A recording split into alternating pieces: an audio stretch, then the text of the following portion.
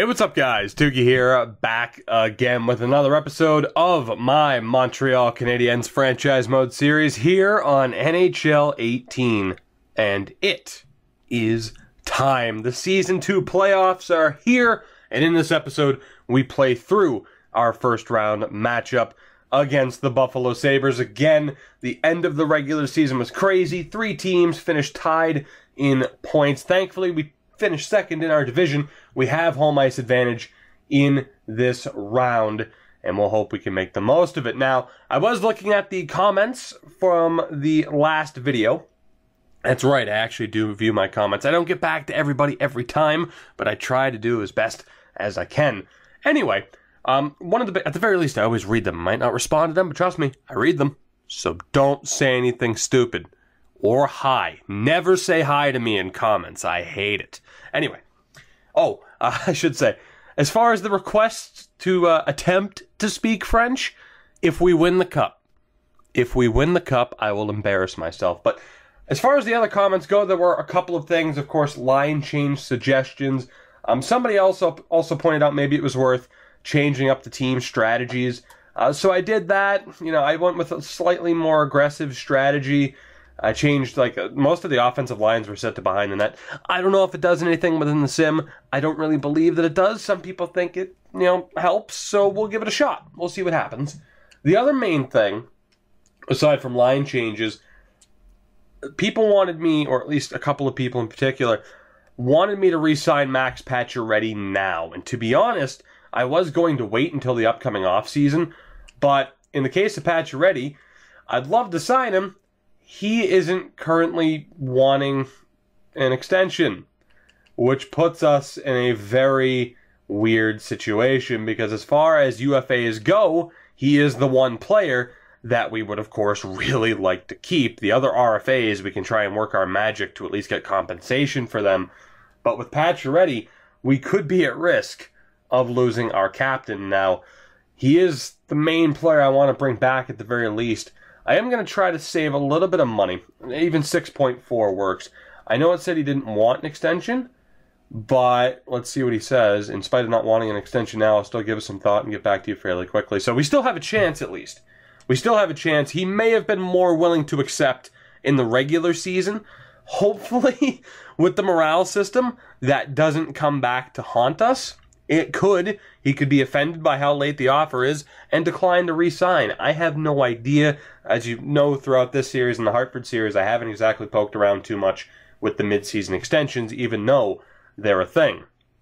Getting to our lineup before we take a look at the Buffalo Sabres. Now, a lot of suggestions in the past few episodes with what to do. And despite me not being completely confident with what we have set up here, I am going to give it a shot. It's Alex Galchenyuk, John Tavares, and Jonathan Drouin on the top line. 2 playmakers and a sniper. We'll see how they can do. You could even argue maybe changing Drouin back to a sniper. I mean, Galchenyuk's no slouch either. He has a really good shot. Those 3 need to carry the weight offensively in this series and in the playoffs if we're going to have any success.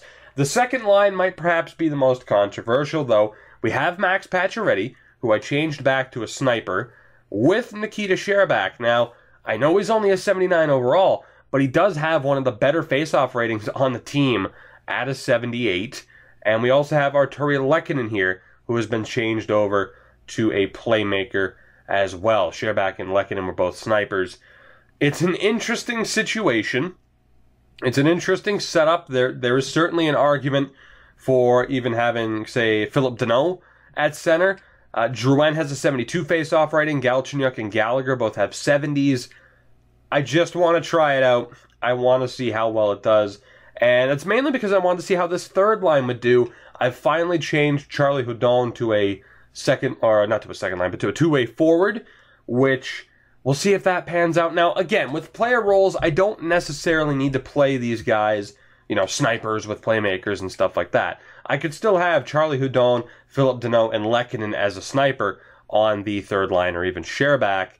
There's no guarantee that even really does anything, but with how badly our offense struggled throughout the year, it's at least worth the shot. And again, in the postseason last year, we did have to change around the lines a little bit as well.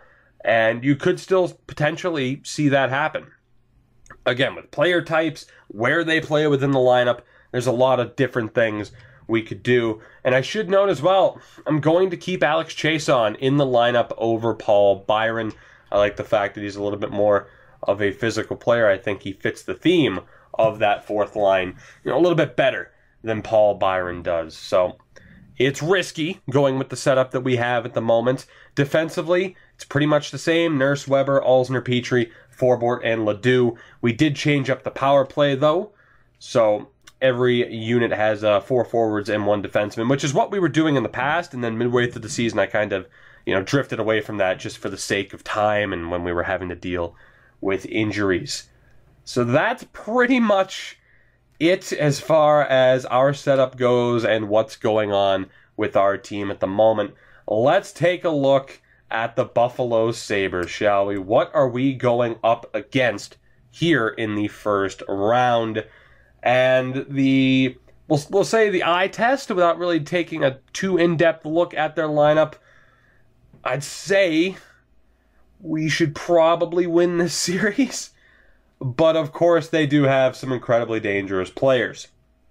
The top line, you have Kyle Okposo. Unfortunately, you can't see the point totals.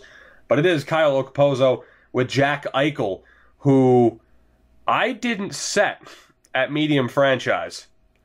So he went up from high elite to medium franchise. I promise you, I didn't change him to franchise. So Jack Eichel's only gotten better. I do want to see how good of a season he had. 84 points this year. And of course, on the right, we have Sam Reinhart, who we know from one of the Twitch throwaways isn't a slouch. He is a very dangerous player, even with the low elite potential. He had 73 points this season. So that top line, is it better than our top line? It at least rivals it. I mean, think about that. Okposo, Eichel, Reinhart against Galchenyuk, Tavares, Drouin. That is going to be a showdown. And then you have the second line, which is fairly interesting, at least in my opinion. You have Vadim Shipachyov, but not at center, as a left wing with Ryan O'Reilly, who of course is still a great player. And Jason Pominville is still there at 36 years old and still a capable player. I mean, a very well-rounded player as well. I literally just hit myself in the mouth. Don't know how I managed to do that, but I did. Anyway, the top 6, it's good. It's really good. It's the third and fourth line where you'd start to think we have the advantage. They have Scott Hartnell at 36 years old, but he's still a third line scoring forward with Zemgus Girgensons as his center, and Johan Larsson's also there on the third line. The fourth line, you still have Matt Molson with Kyle Brodziak and Nick Baptiste. So again, well-rounded lineup. I can see why they've been so competitive over the first 2 seasons.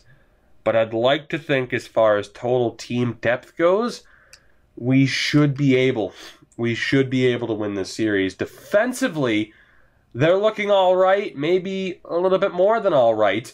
Their top pairing features former Hab Nathan Beaulieu, of course, but the main person we have to worry about is the highest-rated defenseman on either team, and that is Rasmus Ristolainen, up to a 90 overall at 24 years old, a legitimate top 2 defenseman, extremely well-rounded. He had 53 points this year. It was a career high as well.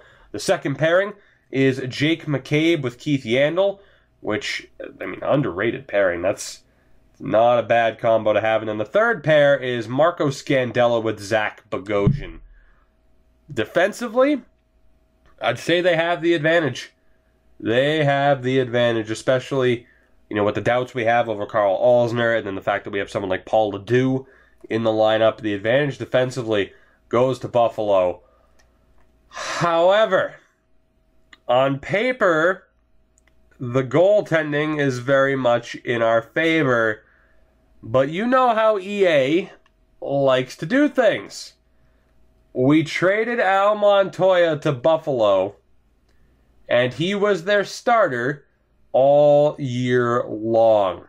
37 wins despite a .914 save percentage. So, about league average goaltending, maybe a little bit below. But will the voodoo come back to haunt us as Al Montoya is their goalie? They don't have any injuries. They are at 100%. I was concerned. We'll go with concerned. Prior to seeing that Al Montoya is their goaltender. After seeing that he's their goaltender, I'm scared. But you know what?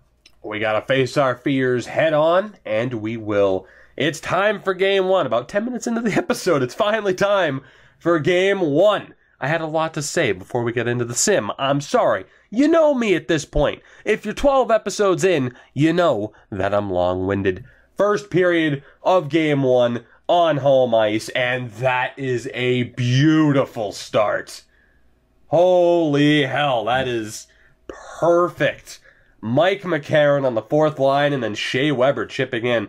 Was tempted to switch him back to a two-way. We left him as a defensive D-man. He still gets on the board. 2 goals on 12 shots. We outshot them 12-8, and we have the 2-0 lead. Now, it is still early, and a 2-0 lead is hardly safe at any time, especially in the playoffs. But that's a good start. Can we keep it up in the second period, though? That is the question. Yes. Oh, yes, I love it when a plan comes together. Mike McCarron, his second goal of the game. Charlie Hudon adds another one. And then just 48 seconds later, John Tavares made it 5-0. 5-0. Kyle Okposo does get a goal back to ruin the shutout. But we are getting to Al Montoya. 5 goals on 23 shots through 2 periods. And let's just sit back and relax as we sim the third. This one is over despite that ungodly amount of power play time by Buffalo. Jeez, Pominville does get a goal. We kill off another power play, and now we're on the kill again. Okay, now I said we could sit back and relax. Let's not shoot ourselves in the foot with all these penalties. Shipachyov gets another goal back. I'm a little bit concerned about our killer instinct, but thankfully the lead was strong enough that we really couldn't blow that game. But Jason Pominville and Vadim Shipachyov, get the 2 goals in the third period. That makes the final score 5-3 in our favor. We take Game 1. I'm loving it so far. That's the playoff Al Montoya that we are familiar with, isn't it? Aldo Montoya. Penalties. That's what I want to look at. So Charlie Hudon took a hooking minor 47 seconds in. Double minor penalty for high sticking on Gallagher. Holding call on Pacioretty. And then holding the stick penalty on McCarron. Awful start to that third period. It allowed Buffalo to get back in it. Thankfully, we're able to get the win. And Mike McCarron on the fourth line, getting the 2 goals. Playoff hero Mike McCarron. What a way to start that series.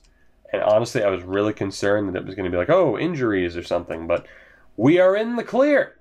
We are in the clear. Paul Byron, I'm sorry, buddy. You know I love you. Former Portland Pirate, I love you. But you're going to have to sit for now. You got hurt at a bad time. And Pacioretty has declined. Now, it says I could offer him more money. I might. Now, that's actually a really tough question. I think I would rather just offer him more money now rather than getting to free agency and having him say, I think I'd rather test the market. Regardless, I'm going to have to pay him a decent amount of money. But, so let's see, I'm gonna have to either overpay him now, or maybe I can get to the re-sign phase and have him say, okay, $6.5 million works for me. If not, then I have to overspend anyway. So I'm going to hold off on re-signing Max Pacioretty for the moment. Because right now, there is a chance he could decline. There is a chance he could decline and say, you know what, I want to test the market. But at that point, we'll throw more money at him, just like we'd have to do right now to re-sign him. So I think we'll be all right. I don't think we'll lose Max Pacioretty. Famous last words. Let's sim Game 2. Let's do it. And we still have time. And, for the comments of this video, you could say, no, sign him right now. In which case, I'll do that before the next episode, which could be the draft episode, could be round 2. I know which one I'm rooting for. Speaking of deuces. Game 2. First period. Let's go. That's not as good of a start as last time, but it's also not completely terrible. Matt Moulson gets a goal by Sparta kicking Carey Price out of the net, apparently. He's just situated right there. But Pacioretty gets the goal to tie it. We outshot them 8-4. We're tied at 1 goal apiece on the scoreboard. Second period, that's unfortunate. John Tavares made it a 2-1 game, only for Kyle Okposo and Ryan O'Reilly, two of the big power players for Buffalo. They added 2 goals. We're down 3-2. Heading into the third, and again, I'd really love to defend home ice. Let's see if we can turn it around here. We have plenty of time. We need to get that shot total up. We have a power play. That'd be great to score on it, but of course we don't. Our power play has been awful all year long, despite us changing pieces around. And we're halfway through the third period already. We need a goal here, and quick, or the Sabres are going to tie this series. And indeed they do. Al Montoya shuts the door in the third period, and the Sabres walk away with the victory, and they have tied this series. Montoya was the first star of the game with 27 saves. You know, I kind of expected that in Game 1. I was hoping to avoid it. Why is Paul LeDuc complaining about ice time? Stop it. Get over yourself. It's playoff time and you're a rental. I'm not going to listen to your requests. What I am going to do, though, is jump right into Game 3 in Buffalo. Let's get that win back. Let's take that 2-1 series lead. Let's go. First period is scoreless. We outshot them 13-7. I consider that a win for Buffalo. I consider that a win for Al Montoya specifically. He's starting to find his game, and that scares me a little bit.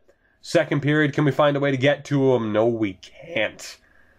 Keith Yandel gets the lone goal of the period on Price. We're out shooting them 26-14. But so far, Al Montoya is getting the job done. He has 3 straight shutout periods going. And as we sit in the third period, we could find ourselves in a lot of trouble.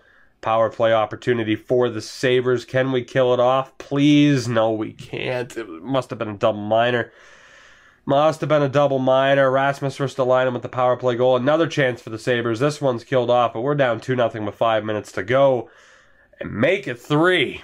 Johan Larsson. Thank God. At the very least, we didn't get shut out. Philip Deneau. Deneau ruins the shutout with 26 seconds to go, but a 31 save performance from Al Montoya. And here comes the voodoo, guys. Here comes the voodoo. Al Montoya getting the job done. We've been outscored 6-3 over the past 2 games. And we find ourselves down 2-1 in the series. And it's at the point where, yes, we will be taking a look at the lines. Charlie Hudon, 3 points in these 3 games so far, is leading the way, which is not a good sign. That first line is struggling, so we are going to reunite Pacioretty and Gallagher on the top line with Tavares. Second line is going to be, I'm going to go with Galchenyuk, Drouin, Lehkonen. All playmakers. I could change one to a sniper. I don't really think it's that big of a deal, to be honest, but maybe I will, just as a precaution. We have Hudon, Deneau, Sherbak. Although, to be honest, maybe it would be worth giving McCarron a chance. Man, Sherbak didn't do anything for us. Damn. Top line is doing alright. Nobody's really killing it with these line combos. Why is Paul LeDuc complaining? I don't get it. Because he doesn't have special teams time, I guess? Piss off, buddy. Let's see. I'm going to keep these pairings the same. I guess. It's a little bit dangerous. But we'll keep them the same. So, as far as what we're looking at here, I think I'm going to change Pacioretty to a power forward. We're going to change... I mean, you could argue Drouin. I'd say Galchenyuk's a better playmaker. So Pacioretty, Drouin, and... Do I change Sherbak back to a sniper? I do. All right, so Pacioretty, Drouin, and Sherbak will be having their player types changed here. And we're going to go with those new line combinations to try and wake this team up, because I'll be damned if we're going to lose to Al Montoya At least in this fashion, we are damn well going to put up a fight. Because again, if we fail here, we are in trouble. Big time trouble. Yes, we made the playoffs, but we are in win now mode. This team is going to continue to change over the next season to the point where we are more than likely going to lose certain players, probably as, restricted free agents, and we're going to have to, deal with that. We need to win. Losing here in the first round would be a disaster, not to mention potentially losing to Al Montoya. It's simply unacceptable. Absolutely unacceptable. So we will change some of these player types here. We'll see what happens with the new line combinations. And I'm not even going to say if we lose and we fall down 3-1 in this series, because that is not going to happen. We are going to win Game 4. We are going to tie this series up and essentially make it a best of 3. And from there, we will win. Damn it. So let's do it, shall we? Game 4 in Buffalo. We need the win. Can we get it? First period, Jack Eichel gets the lone goal. All right, 13 shots to 7, yet we're losing. Al Montoya is just destroying us right now. Second period. We have 1 goal against Al Montoya in the past 7 or 8 periods. What is going on, fellas? And that was a pretty dominant period for the Sabres. That sets up the third. And thank God, Max Pacioretty, 32 seconds in, has tied this game. Finally, we are able to score. And Philip Deneau adds another one. All right, now we're talking. Now we're talking. Things are looking good. 7.5 minutes to go. I'd love a third goal just to make sure. Don't know if we're going to need it, though, with Carey Price between the pipes. And indeed, we don't. Indeed, we don't need that insurance goal. We are good. We are good. Max Pacioretty ties the game. Philip Deneau gets the game winner. And we have tied this series up at 2 wins apiece. 31 saves, though, for Al Montoya. I absolutely regret trading him within the division. That is obvious at this point. That was a mistake. I didn't think it would be that big of a mistake. Turns out it was a pretty big mistake. And really quickly here, I know we won. I know that we won. But I just want to double check something. Just want to double check. Galchenyuk, Drouin, Lehkonen really haven't done much. Again, I still love that pairing of Hudon and Deneau. Sherbak still hasn't done anything through 4 games. I don't want to scratch him, but I mean, I might have to. Actually, you know what? I know what the answer is. The answer is to bump up Mike McCarron, put Andrew Shaw on the right, and then take out Alex Chiasson in favor of Paul Byron. That is my response. How well that works out for us, I don't know. And you could argue I should put Andrew Shaw, or even Paul Byron himself, on that other. You know what? That might actually be a better answer. Maybe we bring back Paul Byron, who did fairly well last year. That's what I'm going to do. We're going to give Paul Byron the chance. Let's see what he can do. Defense stays the same. Alex Chiasson's out of the lineup. Sherbak is down to the 4th line. And we'll see. We'll see how it goes. For this very important Game 5, we have managed to tie this series. Can we find a way to get to Al Montoya here back home in Montreal? Let's go. We got this. We got this. I got faith in this team. Not really, but damn it, I'm trying. First period of Game 5. I mean, it could have been worse. Could have been. Now, John Tavares gets the opening goal just before the halfway mark of the first period. However, Ristolainen and then Kyle Okposo strike. 2 goals on 7 shots, both from outside, beating Carey Price. We're down 2-1 at the end of the opening 20 minutes. Can we turn it around in the second period? Matt Molson scores again. We are down 3-1 as we go to the third period. I don't really have the words right now, so let's just... Zach Bogosian scores. Carey, you're killing me here, buddy. I don't care what the excuse is. Carey Price has to be better. That is going to be game. As if they... I'm surprised they didn't get another power play goal there. That is game. And that puts the series in jeopardy. Buffalo with a 4-1 win in Game 5. They are 1 win away. 27 saves for Al Montoya. This is an absolute disaster. Make no mistake about it. We know Buffalo are a pretty decent team. Finished with the same amount of points. Identical records. But it's Al Montoya. I mean, the fact is, Carey Price has an .899 save percentage and is sinking us in this series. We're talking about one of the final few years in his prime before we have to start worrying about him declining. And so far, it's just not there.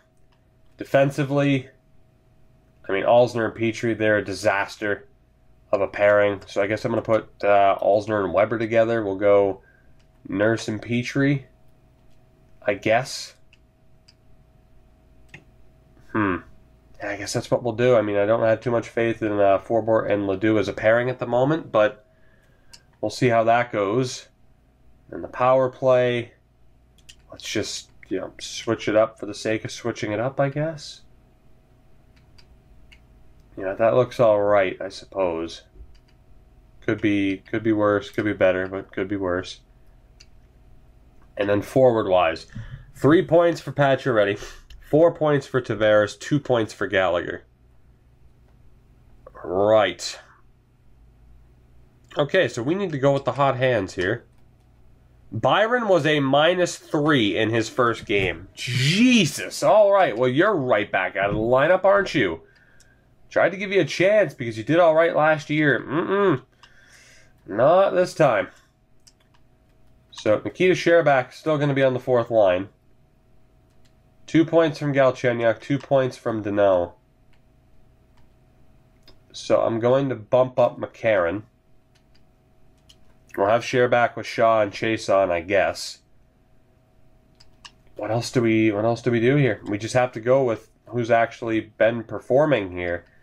I'm going to drop Galchenyuk down to the third line. Because everybody here, at least, I mean, has been decent. I mean, Gallagher, there's certainly question marks. Only 2 points. I mean, to be honest, I think... So what was it? 2 points for everybody in that scenario?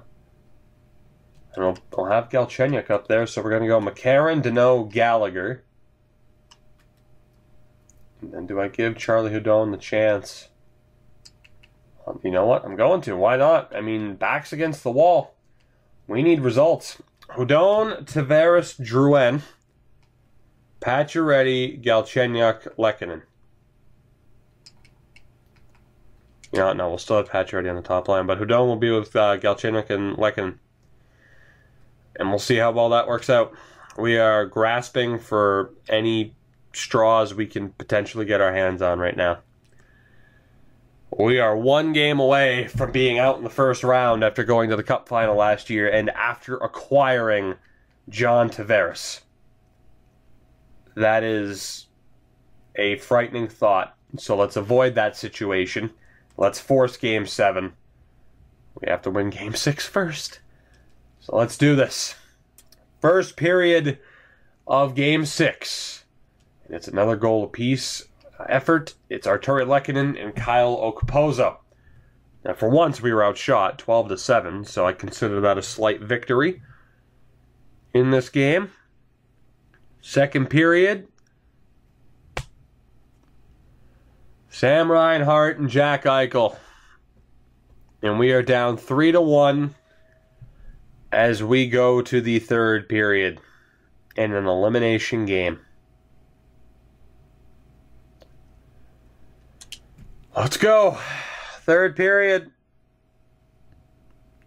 Whether or not you think strategies, like the team strat, we just gave up a shorthanded goal to Kyle Brodziak. We deserve to be out. Whether or not you think it was the player types and whether or not they had a factor. Whether it was the strategies I put on the team and whether or not that had a factor. Say what you want, but regardless, embarrassing. Absolutely embarrassing, and we are out in the first round after a 5-2 loss. Al Montoya just outdueled Carey Price. I cannot begin to explain my frustration. We are out in the first round with a fairly horrific offseason situation ahead of us. Like I said, you can blame the team strategies. You can blame maybe the player types that I assigned, the line combinations, even though I tried just about everything. Blame the underperforming players. Perhaps most importantly, blame Carey Price. An .895 save percentage from the best goaltender in the game is simply unacceptable. It really is. He had a .924 save percentage in the regular season. Last year in the playoffs, he had a .931. And this time he has an .895 with a 3.02 goals against average. 18 goals allowed in 6 games. That is sickening. Defensively, no points for Darnell Nurse. No points for Paul Ledoux. No points for Jeff Petrie. That's an excuse. Just, what do you put the blame on? Everything? Like I said, strategies, player types, underperforming players, line combinations. Is it all a factor? Is it just EA voodoo because they had Al Montoya? I don't know, but these three having 0 points combined is unacceptable. We're paying Jeff Petrie $5.5 million a season, and he couldn't put up a single point in the postseason? Darnell Nurse, he's an RFA, and we might just let him go. Paul Ledoux has an excuse, at least. He's only a 78. You look at the forwards, it was Arturi Lehkonen and Charlie Hudon that led the way. 5 points in 6 games, 4 points for Tavares. Nikita Sherbak, just goddamn, a -3 for Byron in his 1 appearance. Gallagher, our playoff hero last year, 2 points. 2 points for Philip Deneau. No goals for Gallagher. Or not Gallagher. Well, actually, no, 0 goals for Gallagher, Galchenyuk, and Drouin. I don't know what we do in the next offseason. I genuinely don't. Our defense, while technically weaker than last year, was still solid. We added John Tavares, and he essentially replaced Thomas Plekanec. Yeah, well, essentially, if you want to look at it, Sherbak replaced Plekanec, Tavares replaced Jágr. We were technically better. I just don't have the words for it, and it's so frustrating when it's a YouTube video and you're supposed to be commentating over these events. We are out in the first round. And to be honest, guys, that is going to do it for this episode, because I do want your answers as to whether or not I should try to sign Max Pacioretty now, or if we should wait until the re-sign phase. Again, if we try to re-sign him now, we are going to have to overpay him unless his situation has changed. I doubt it. He's still probably not looking for a contract extension, so the one hope would be during the re-sign phase that he's all right with it. But yeah, he's still not looking for an extension. at this point. But again, we have the draft in the next episode, which is pretty much secondary. But you look at the situation, we have $16 million to spend. We need to re-sign Max Pacioretty. Will we lose Derek Forbort? Alex Chiasson's going to be let go. Paul LeDoux and Paul Byron are going to be let go. Byron's pissed off anyway. And then for RFAs, Lehkonen, Nurse, Hudon, McCarron, and not Sherbak, but just those first four. And then goaltending, I mean, I don't know if I'm bringing back Lindgren or not, to be honest. It is such a weird situation for us right now, and whether or not we get to the free agent, the free agency period at the next episode, during the next episode, whether or not we get to that point, I'm not sure. Next episode might just be a draft video. But you look at the players right now that could potentially hit the open market, and unless I make drastic changes to this team, which means trying like hell to get rid of Shaw, Petrie, Alsner, maybe even Weber, I don't know if that's even possible, because you're looking at fairly one-sided trades and retained salary cap to try and get teams to accept those deals. We are in a very tough spot, not to mention if we get rid of them, there's no guarantee that someone like a Drew Doughty would sign. There's no guarantee he's even going to hit the open market. We are in such a rough spot right now, and I don't quite know what we're going to look like as we prepare for Season 3. So guys, let me know what you think down in the comments below about what approach you would take as we head into another off season, as this season flat out ended in extreme disappointment. You think I'm putting on an act right now? I am genuinely disappointed in this team. I thought we had done enough to stay true contenders, yet we fell in the first round to the Buffalo Sabres. So again, let me know what you think we should do in numerous different aspects. Why do you think we lost? Was it just because of underperforming players, Carey Price in particular? Let me know what you think. As far as supporting the video goes, you know what to do at this point. Leave a like if you haven't already. Subscribe if you haven't already.